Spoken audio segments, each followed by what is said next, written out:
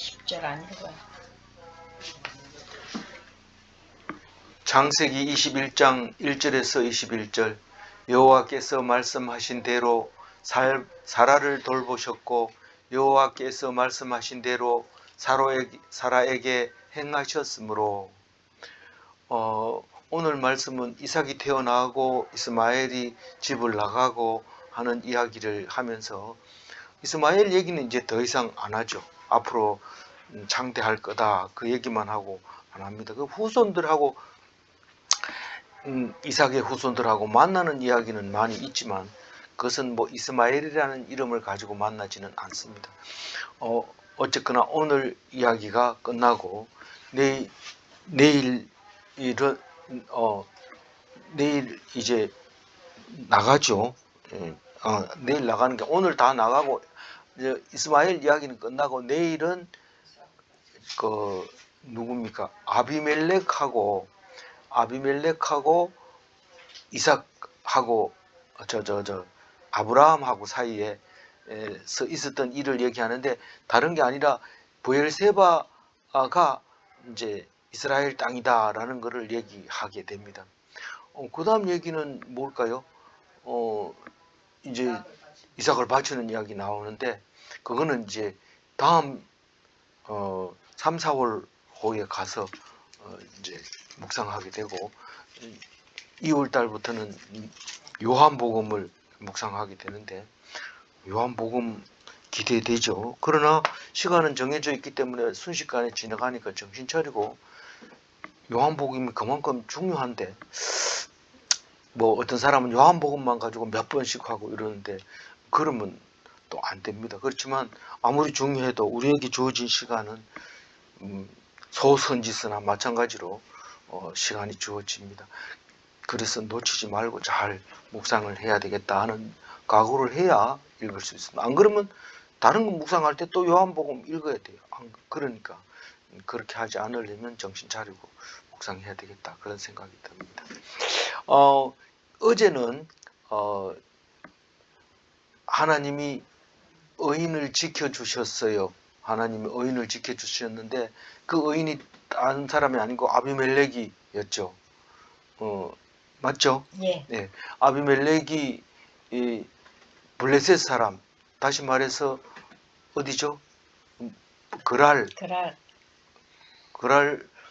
예, 왕이었는데 그 사람이 너무 이뻐가지고 사라가 너무 이뻐가지고 데리고 왔는데 그만 꿈에 나타나가지고 절대 안 된다 해가지고 했는데 자세히 읽어보니까 그 사람이 의인이라서 죄를 못 짓게 해주신 하나님을 생각하면 참 감사하다.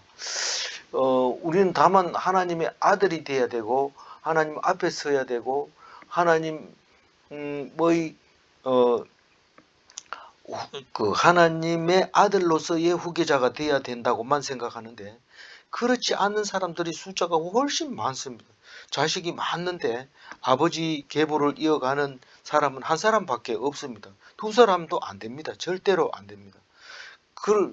그렇지만 다른 사람들도 다 그 사람의 자식인 것처럼 우리는 하나님의 계보를 잊지 못한 사람들도 의인도 있고 하나님이 도우심도 있다 하는 사실을 보고 알 수 있습니다. 그래도 우리는 어디 가면 자존심 되게 셉니다. 하나님을 믿는 사람은 다른 종교를 무시하고 또 그러면서 자존심을 내걸면서 잘 모르는 것들이 이러면서 막 그렇게 하는데 그럼에도 불구하고 하나님이 사랑하는 것은 여전히 의인을 사랑하고 계신다는 사실을 우리에게 가르쳐주고 있습니다.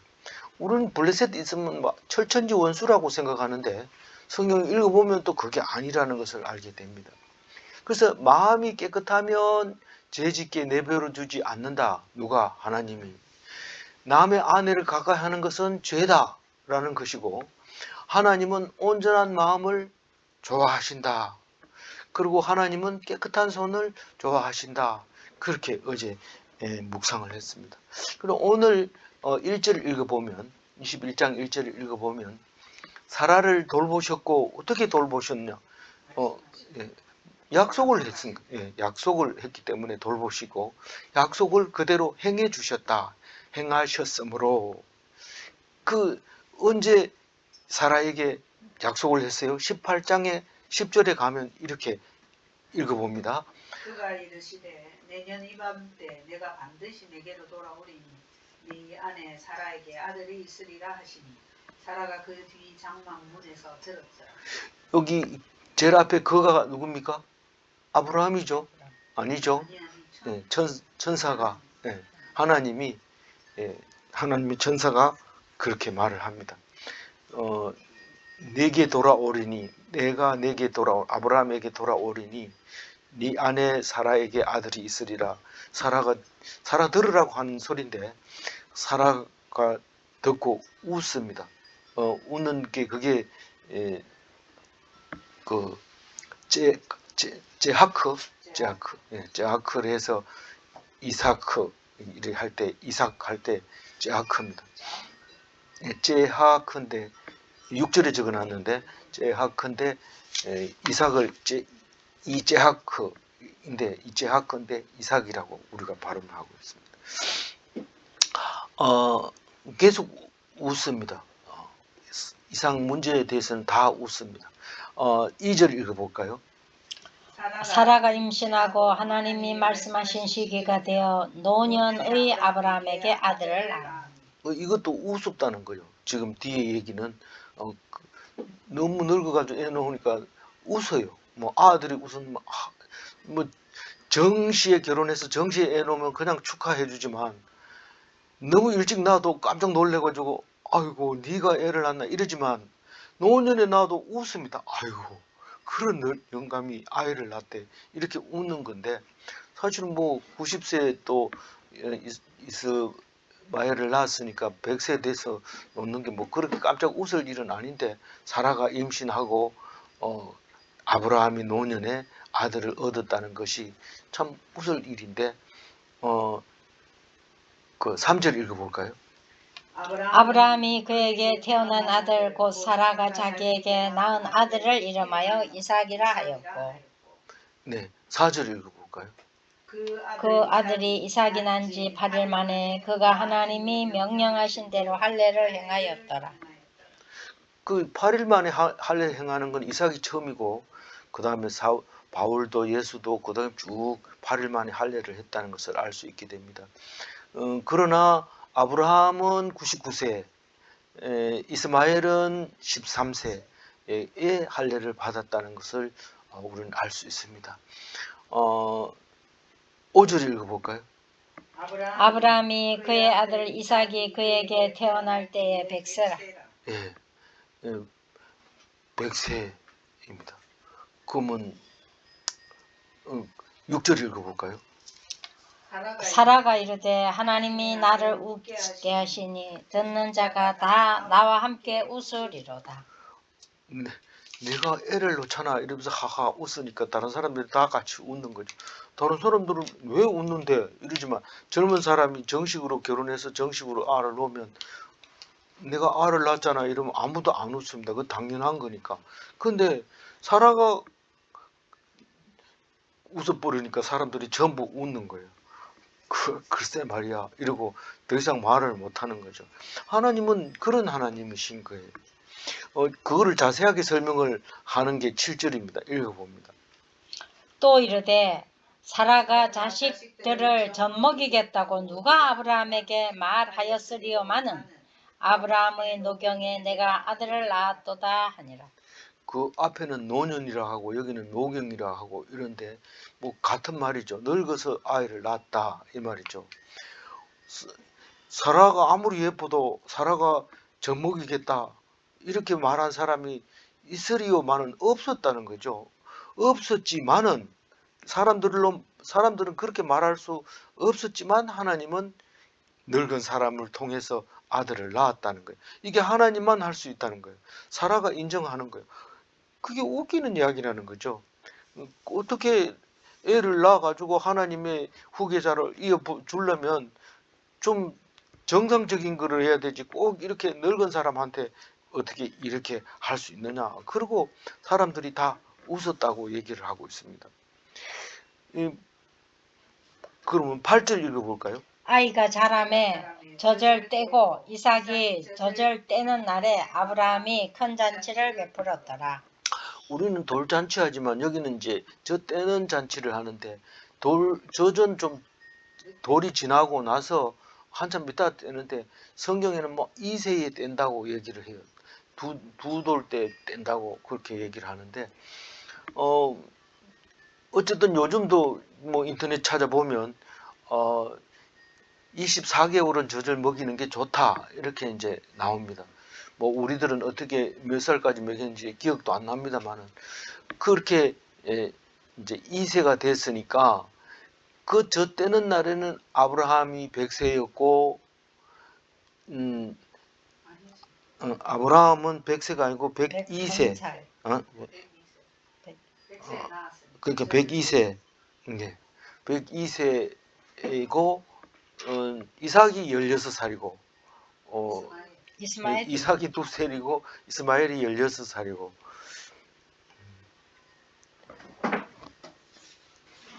8절. 예. 그렇게 됐어요. 16살이면 꽤 크잖아요. 근데 100세라고 예, 그거 고쳐야 됩니다. 예, 고치고 이스마엘이 14살로 했는데 그것도 14살 아니고 16 16살 맞아요. 예. 예. 아니 100세 그때는 16. 100세는 14살이었고 젖을 뗄 때는 16살. 예, 맞습니다. 예. 100세에 이제 예, 그렇고요. 여기 저 때는 이야기가 사무엘상 1장 22절 사무엘이 절대될 때 얘기 나옵니다. 한번 읽어볼게요. 오직 한 만난 올라가지 아니하고 그의 남편에게 이르되 아이를 젖대거든 내가 그를 데리고 가서 여호와 앞에 뵙게 하고 거기에 영원히 있게 하리이다 하니. 그래서 2년째에 사무엘이 2살이 됐을 때 그 한나의 남편 엘가나 그 아들이 사무엘이잖아요. 그 사무엘을 데리고 올라갔습니다. 어디로? 성전으로 올라가서 이제 맡기고 한나는 안 올라가요. 네, 안 올라가. 올라가면 뭐 붙들고 울고 이러면 안 떨어질까봐 이제 그렇게 그랬는지 어쨌든 그랬습니다. 근데 이게 이제 저 때는 날이 참 기쁜 날이죠. 이제 독립하고 이제 이렇게 하는 날인데 사실은 한 사람은 이제 슬픈 날이 되는 날입니다. 9절 읽어볼까요? 사라가 아브라함의 아들 애굽 여인 하갈의 아들 이삭을 놀리는지라. 그 아브라함의 아들 애굽의 여인 하갈의 아들 이게 이스마엘이 이삭을 놀리는지라. 이게 놀린다는 말이 제하크 웃는 제하크 웃다 비웃다 조롱하다 이런 같은 단어를 사용하고 있습니다. 그게 이제 사라의 눈에 띄었어요. 10절 읽어볼까요? 그가 아브라함에게 이르되 이 여종과 그 아들을 내쫓으라. 이 종의 아들은 내 아들 이삭과 함께 기업을 잊지 못하리라 하므로. 이게 무슨 말이냐 하면 아버지의 유업을 이어받지 못하는 아들인 거예요. 종의 아들이라서 그렇나 그게 아니고 여러 아들이 있다 할지라도 이 기업을 이어받을 사람은 한 사람밖에 없습니다. 그냥 놔두면 싸움이 일어납니다. 그러니까 이거는 그 사라가 미리 아주 결정을 잘한 거죠.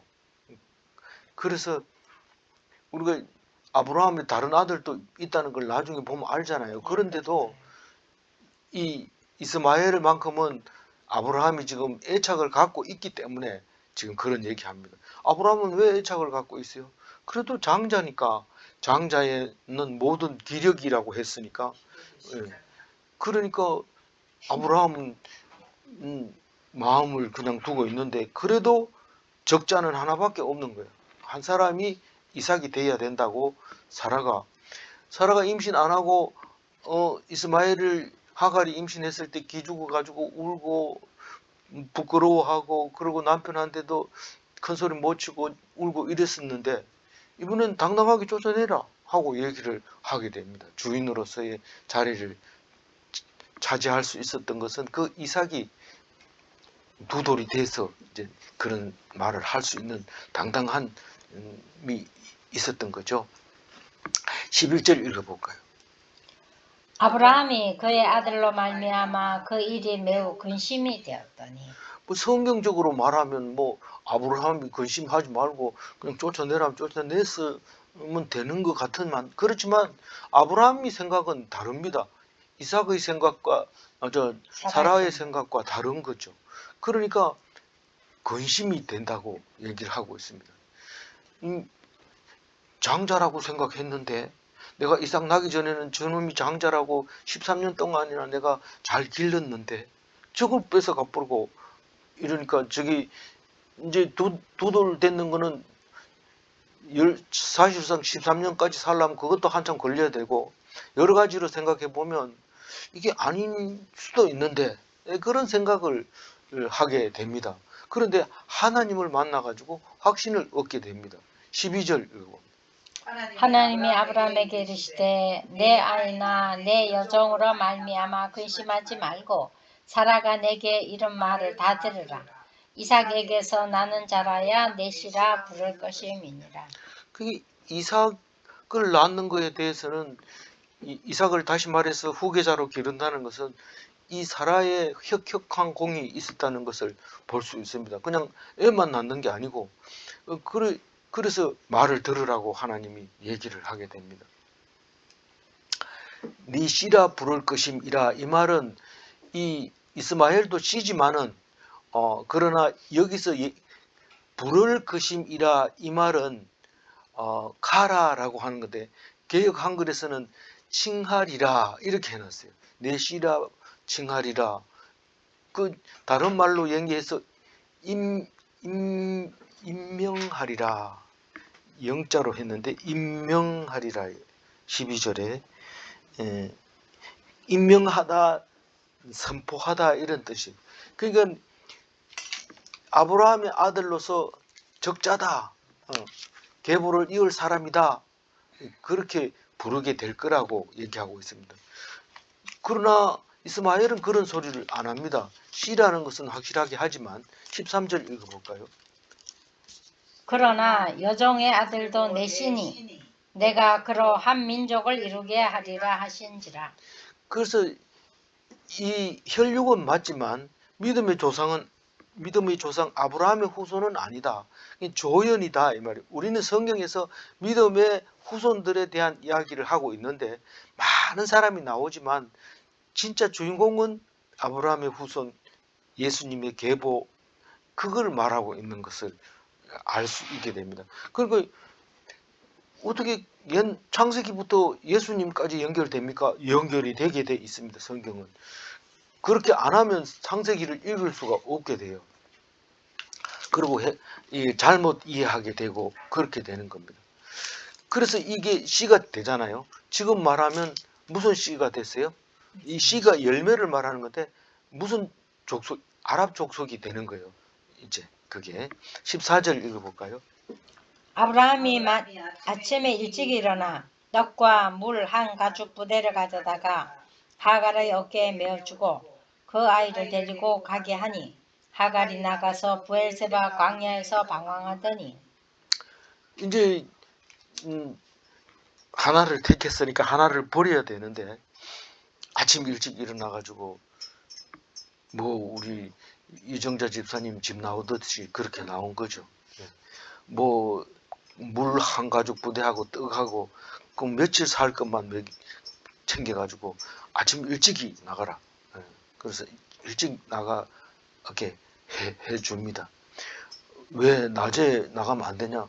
사람들이 만나 붙들고 얘기하면 아브라함이 나가래 이러고 막 울고 이러면 또 붙들어 가지고 들어와라 이래 가지고 뭐 더 줄게 이러고 뭐 가져가고 이러다 보면 뭐 일이 사탈이 날 수 있어요.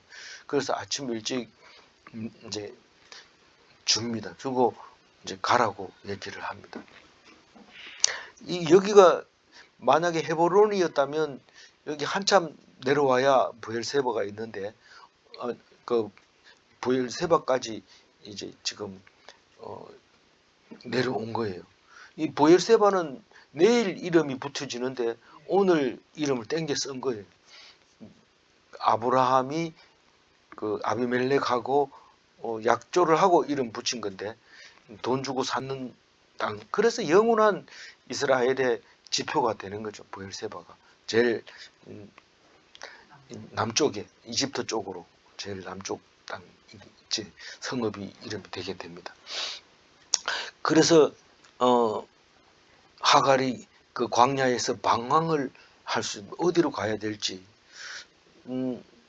사실 갑자기 나가라 한 거죠. 뭐 네가 16살 되거든 나가라 이랬으면 준비 좀 하고 좀 돈도 좀 꼽을 쳐놓고 이러면 되는데 그래 못하고 이따가 갑자기 나가라 하니까 사실은 우리가 앞으로 뭐 어떻게 될지 모르고 살아갑니다. 사실은. 그러나 깊이 생각하면 그 길은 있는데 생각을 안 하니까 그냥 하루하루 살다 보니까 나중에 갑자기 일을 당하면 당황하게 되는데 그렇게 가게 됩니다. 15절 읽어볼까요? 가죽 부대의 물이 떨어진지라 그 자식을 관목 덤불 아래에 두고. 아침 일찍 일어났다는 얘기는 뭐 남들 볼까봐 야반 도주하라는 뜻이 아니고 아브라함이 결단이 바로 일어났다는 뜻입니다. 뭐 새벽기도 할 때처럼 새벽에 일찍 미직미직하지 않고 바로 결단했다는 뜻입니다. 여기서 관목 덤불이라고 있는데 이 개역 한글에는 떨기나무로 되어 있어요. 시아흐라고 했는데 한해살이 식물인데 그런 거 보면 로덴 나무를 그 떨기나무라고 관목 덤불이라고 안 했느냐 이렇게 생각. 관목이라는 덤불이라는 자체가 밑에서부터 이렇게 여러 가지로 올라오는 겁니다. 로뎀 나무는 쌀이 나무일 가능성이 거의 맞아요. 그래서 왜냐하면 그게 숯불로서 아주 강한 열을 내거든요. 그래서 그 쌀이 나무라고 또 주석을 해놓고 그러면 이 떨기나무도 로뎀 나무일 가능성이 높은 거예요. 한해살이 풀이면서 식물이면서 쌀이 나무는 한해살이는 아니지만 그래도 관목입니다. 밑에서부터 이렇게 가지가 올라오게 되어 있는 건데 원체 화력이 세고 연기가 안 나서 빨치산들이 좋아하는 나무입니다. 산 속에서도 음식을 해 먹어도 연기가 안 나기 때문에 그거를 많이 사용한다고 합니다. 어떻게 알아요? 들어서 알죠. 16절 읽어봅니다. 이르되 아이가 죽는 것을 참아보지 못하겠다 하고 화살 한 바탕 거리 떨어져 마주 앉아 바라보며 소리내어 우니. 이제 뭐 어디를 갈 데가 없으니까 이제 죽는다고 생각하고 있었던 거죠. 실제로 뭐 어디로 가요? 오라는 곳은 없는데 사실은 갈 곳이 많다 이래야 되는데 여기를 갈까 저기를 갈까 갈 곳이 많아 바빠서 여기도 가보고 저기도 가보고 이래야 되는데 오히려 뭐 다 내려놓고 그냥 포기하고 있는 상태입니다. 힘이 떨어져서 이쪽으로 가면 마을이 나올까 저쪽으로 가면 마을이 나올까 안 나오니까 이제 힘이 떨어져서 이제 포기하고 오는데 화살 한바탕 거리는 보통 관역을 기준으로 해서 보면 한 100m 정도라고 생각하고 있어요. 그래서 100m 정도 떨어지면 아이도 잘 보이고 그리고 소리도 잘 안 들리고 이래서 이제 거기서 울게 되는 것을 볼 수 있습니다. 17절 읽어볼까요? 하나님이 그 어린 아이의 소리를 들으셨으므로 하나님의 사자가 하늘에서부터 하갈을 불러 이르시되 하갈아 무슨 일이냐 두려워하지 말라 하나님이 저기 있는 아이의 소리를 들으셨느니라. 근데 하갈이 우는데 아이 소리를 들었다고 얘기하잖아요. 근데 뭐 당연히 아이도 울었겠죠. 그건 뭐 울었는데 이 하갈이 우는 거하고 다르죠. 하갈은 대성통곡하고 그래서 우는 거고 아이는 그냥 배가 고프거나 그래서 울었던 겁니다. 그런데 하갈에게 알아듣는 건 하갈밖에 없으니까 하갈에게 얘기를 합니다. 내가 들었으니까 두려워하지 말라. 그 하나님은 그 하나님의 백성에게만 그렇게 하는 게 아니라 그렇게 하지 않는 백성에게도 들어주시고 해준다는 겁니다. 그럼 나는 도대체 뭡니까? 그러면 나는 하나님의 아들이지만 그래도 다른 사람 소리도 듣는다 하는 것을 알게 해주시는 건데, 만약에 그걸 모르면 그냥 개기는 거죠, 너무. 그런데 남도 그렇게 잘 되는 거 보면 우리도 인정을 해줘야 되는 거예요. 무조건 왜 남은 해주고 안 해줍니까? 이렇게 떼쓰는 것보다가 하나님의 말씀에 귀 기울이는 게 더 중요하지 않겠는가, 그런 생각이 들기도 합니다. 18절 읽어봅니다. 일어나 아이를 일으켜 내 손으로 붙들라. 그가 큰 민족을 이루게 하리라 하시니라. 그거는 16장에도 나오고 17장에도 나오고 두 번이나 그런 얘기를 했습니다. 한번 읽어보게요. 10절 읽어볼게요. 여호와의 사자가 또 그에게 이르되 내가 내 씨를 크게 번성하여 그 수가 많아 셀 수 없게 하리라. 이 말은 언제 했냐면 임신해서 도망가서 하나님을 만났죠. 그때 만난 그 때도 그 셈이 있었죠. 예. 셈 이름이 뭐라고? 네. 무슨 헤로이? 부엘라 헤로이. 내가 하나님을 여기서 봤어. 그래서 된 거죠. 17장 20절은요. 읽어볼까요? 이스마엘에 대하여는 내가 내 말을 들었나니 내가 그에게 복을 주어 그를 매우 크게 생육하고 번성하게 할지라. 그가 12두령을 낳으리니 내가 그를 큰 나라가 되게 하려니와. 그 아브라함에게 말했죠. 하나님이 할례를 해라 이래놓고 이삭에게는 내가 12두령을 주겠다. 그래서 12명의 그 이스마엘의 후손 명단을 찾아봤잖아요. 그때 이제 했는데 또 오늘 그 얘기를 합니다. 18절에 큰 민족을 이루게 하겠다. 그래서 그 19절부터는 그 아랍 족속, 이스마엘 족속에 대해서 이제 이야기하고 있는데 19절 읽어볼까요? 하나님이 하갈의 눈을 밝히셨으므로 샘물을 보고 가서 그 가죽 부대에 물을 채워다가 그 아이에게 마시게 하였더라. 예, 우리가 하나님께 기도하면 정신이 맑아지고 하나님이 지시하는 것을 들을 수가 있습니다. 그래서 눈이 밝아졌고 물 옆에서 그냥 죽을 뻔했는데 그 물이 있는 것을 알게 됐습니다. 하나님 말씀 모르면 먹는 건지 못 먹는 건지 몰라가지고 그냥 굶어 죽는 수가 있는데, 하나님 말씀 잘 들으면 그게 먹는 거다. 그러면 입에 넣고 오래 있으면 싹 못 먹을 것 같은 것도 먹고 기운을 차릴 수 있는데, 하갈은 눈이 밝아져서 그 우물을 발견하게 되는데 이스마엘을 위해서 하갈의 눈을 밝혀줬죠. 근데 20절 읽어볼까요? 하나님이 그 아이와 함께 계심에 그가 장성하여 광야에서 거주하며 활 쏘는 자가 되었더라. 하나님과 함께하는 이스마엘이지만 하나님이 항상 같이 있지만은 그러나 활 쏘는 자가 되었다. 이 말은 돌 보면서 하나님의 후손으로 그렇게 살지 못하고 쏜다는 얘기는 대항한다 이런 뜻입니다. 이거는 활을 가지고 짐승을 사냥하는 데 쓰느냐, 그럴 수도 있지만 이걸 가지고 사람을 쏠 수도 있고 오히려 또 하나님을 상대해서 대적할 수도 대항할 수도 있다는 뜻을 비추고 있습니다. 사실은 무슬림들이 지금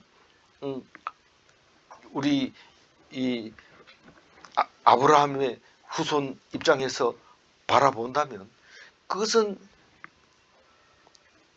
싸우는 사람, 대항하는 사람, 그런 사람으로 여겨지잖아요. 왜 그럴까? 그 미국에서도 그 테러범들을 조사할 때 이슬람 사람들만 조사를 해요. 왜 그런지 몰라요. 뭐 어떤 이유인지 모르지만 항상 그 사람들은 표정은 안 그래도 그렇게 테러리스트가 될 가능성이 굉장히 높고 실제로 그렇게 보고 있습니다. 이유를 모르겠지만 하나님이 처음부터 그래 놨구나 하는 것을 우리가 이해할 수 있게 되는 것을 볼 수 있습니다. 21절 한번 읽어볼까요? 그가 바란 광야에 거주할 때에 그의 어머니가 그를 위하여 애굽 땅에서 아내를 얻어 주었더라. 그러니까 이 사람들은 지금 이집트하고 지금 뭐 아랍 족속이라고 아라비아 사는 사람들을 싸잡아서 그렇게 얘기하지만 자기들도 그렇게 생각을 하고 있어요. 이스마엘의 후손이라고 얘기하고 있으니까 그게 그 말이긴 하지만 사실 옛날 형태로 홍해를 가운데 두고 양쪽에 그냥 한 나라로 살았다면 이쪽에 그 예멘이나 이쪽에 있는 사람들하고 이쪽에 그 이디오피아하고 같은 나라였고 그걸 다 미디안이라고 했고 지금도 사는 사람들이 있는데 그 사람들은 베두인이라고 말하는데 그게 그 사람들이 후손이었다는 것을 우리는 미루어 짐작할 수 있습니다. 4,000년이 안 되는데 근데 우리가 2,000년이라고 하는 예수님이 오시고 2,000년 지나간 거는 참 순식간에 지나가고 그 사이에 역사를 다 알고 있습니다.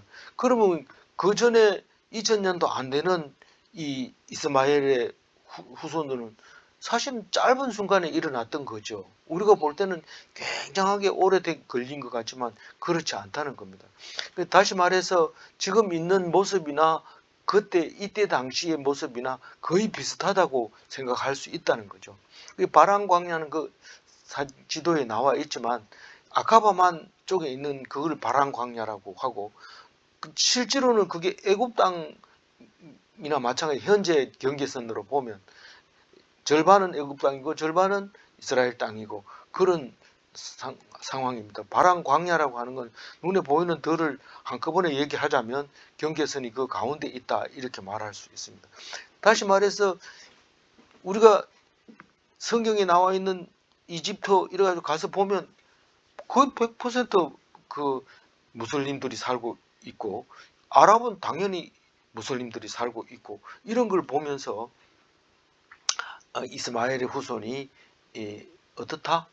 큰 민족을 이루고 있다는 것을 성경에서 말하고 있는 것이 이상하지 않다 하는 것을 알게 해 주십니다. 10장 하반절 읽어보겠습니다. 이 여종과 그 10절. 10절입니다. 이 여종과 그 아들을 내쫓으라. 이 종의 아들은 내 아들 이삭과 함께 기업을 얻지 못하리라. 네. 더불어 살지만 우리는 구별되어야 한다는 것을 말하고 있습니다. 우리는 하나님 백성만 살 수 없습니다. 더불어 살아야 되지만 구별되어야 됩니다. 그 숫자는 오히려 훨씬 적습니다. 하나님 백성은 종의 자식과 동행할 수 없습니다. 질문합니다. 이스마엘 후손과 영원히 대립하는가?